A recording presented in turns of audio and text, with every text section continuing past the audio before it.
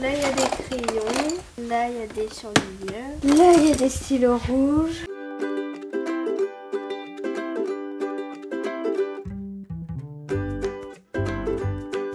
En CE2, quand j'étais en classe, il y avait des personnes qui avaient pas de fourniture et ils se faisaient compter par le prof. Bah, moi, je leur prêtais. Je voulais aider plus de gens.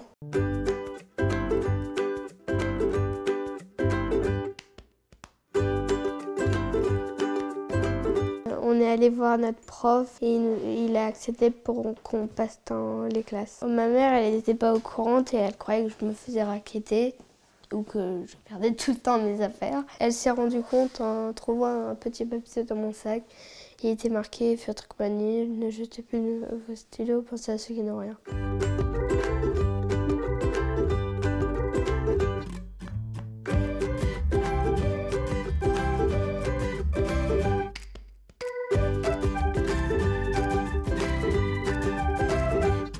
Voilà, on a reçu ça et il faut le trier dans toutes les catégories.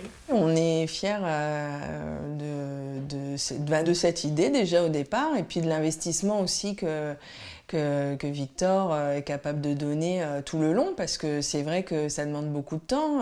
On reçoit des cartons, il faut les trier, il faut prendre du temps pour quand on fait des manifestations X ou Y, c'est du temps pris.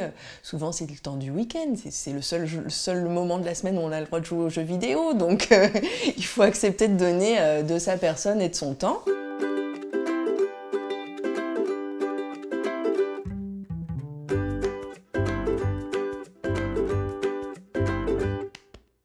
On en a même donné au centre social hier.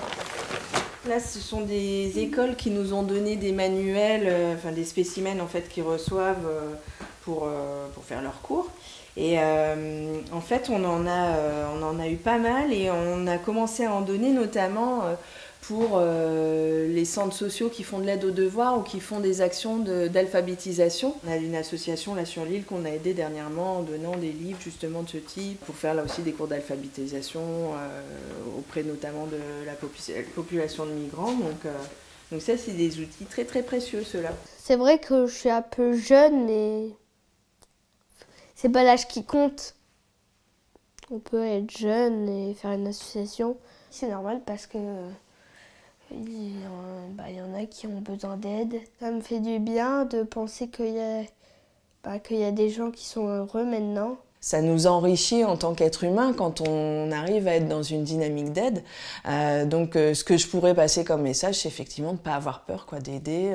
Et si on a peur de lancer sa propre idée, de ne pas hésiter à se renseigner sur les associations qui existent. Et pourquoi pas de faire plein de petits bébés Feutre et compagnie, ça nous ferait plaisir aussi. C'est un grand classique de dire ça, mais merci à tous ceux qui donnent, qui vont donner ou qui ont donné. Et merci encore.